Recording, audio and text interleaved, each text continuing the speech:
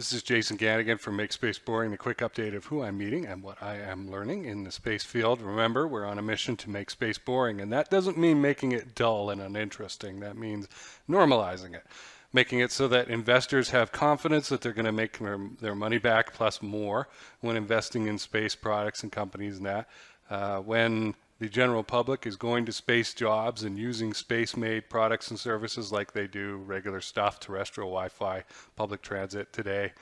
And also that they're going to space jobs, that this is just a normal thing. So that's the deal here. All right, we have the second Make Space Boring virtual conference tomorrow, Thursday, the 7th. Came up quick. Great list of speakers there. Check it on out with the link below and join us if you want. It's still time to register. This Monday's Cold Start Project, the full format interview episode was with Benoit Chamot of CubeSpace. He's all about attitude, determination, and control systems. One of the more complex systems inside of a satellite. So check that out. We didn't get super technical, but we did look at the business side of it with CubeSpace and talk a little bit about the engineering and how that company, which is based out of South Africa, got to be in the position that it is in supplying CubeSat, small sat manufacturers all over the world. Last Friday, I interviewed Christopher Newman. He is a space lawyer, a wonderful guy. He works as a professor of space law and policy at Northumbria University over in the UK. Look forward to that episode coming out. They're doing some pretty cool stuff over there. There's some wargaming going on that they're doing. It's not about war, but about conflict resolution. And the process of what do you do if two satellites or space objects smash into each other, and how do you figure out liability? Can you even do it with the data that's available, right? So they're going to work on this, and there's a whole process that's going on right now. They'll have something next year that we'll be able to look at. And I think people who are interested in space situational awareness should pay close attention to what they're doing there. I also interviewed Erin Miller. She's the Vice President of Operations at Space ISAC with the National Cybersecurity Center in the United States.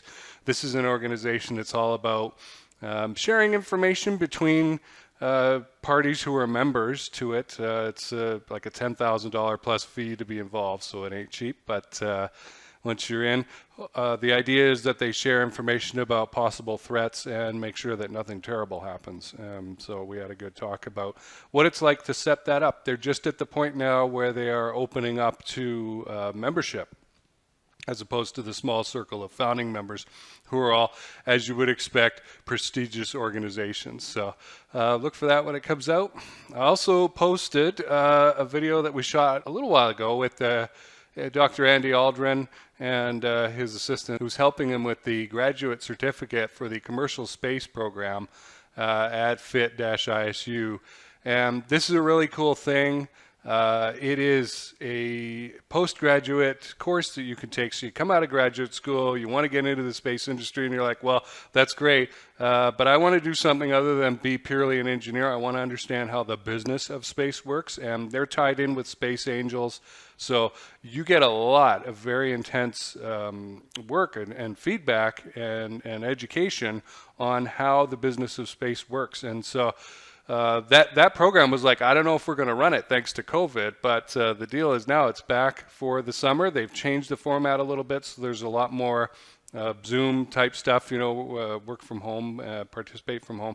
There is also an in-person component, and they're right there in Florida next to all those space facilities, so you're going to get tours and walkthroughs and that kind of thing. So great way. I wish I had had something like that when I was 20-something years old and wanting to enter industry, to kind of kick me in the butt and get me into high gear about what non-engineering type people are looking for out of a space company, right? I mean, I think it's a tremendous advantage that anybody going through this program and getting that graduate certificate is going to get. So we shot a video about that. It's a 10-minute explainer thing. I'll link to it below.